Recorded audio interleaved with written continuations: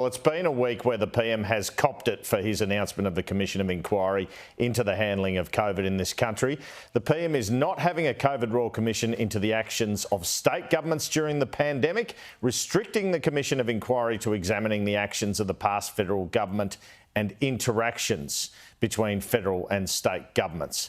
This after Anthony Albanese told Sunday Agenda last August that the inquiry he would call would look at the actions of the states. You were asked whether there would be a broader Royal Commission into COVID. You signalled there would be. That is the response to COVID.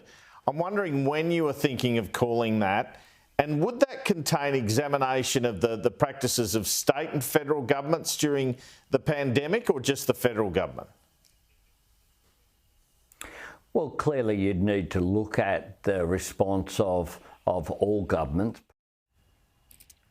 The states made the decisions which really affected people's lives during the pandemic, whether it was shutting state borders or locking people down.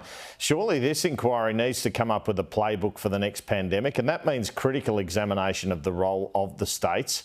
From the PM's point of view, there's an element of people being over COVID and wanting to move on, plus the requirement to get 8 states and territories to agree on terms of reference, which just appeared too difficult. There were 3 state Labor and 3 state Liberal governments during this period.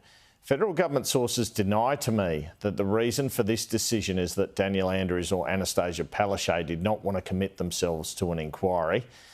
Well, it's an interesting panel the PM has come up with, though, to head this thing. Robin Kruk is an experienced former New South Wales public servant who also served as CEO of the National Mental Health Commission. She heads the inquiry up with epidemiologist Catherine Bennett and economist Angela Jackson, who proudly calls herself a Yes voice voter on her Twitter profile and wasn't a stranger to tweeting during the pandemic. One tweet she posted said, "I'll wear a mask outside and inside until the day I die if it means we can avoid closing schools for one more day.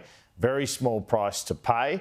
And this as well, Melbourne has suffered its share of lockdowns, helping to keep the rest of Australia COVID free. Time to bloody step up Sydney, because personally could do without lockdown 5.0. It was always going to be a contentious inquiry, Kieran, and I think it will be a contentious inquiry.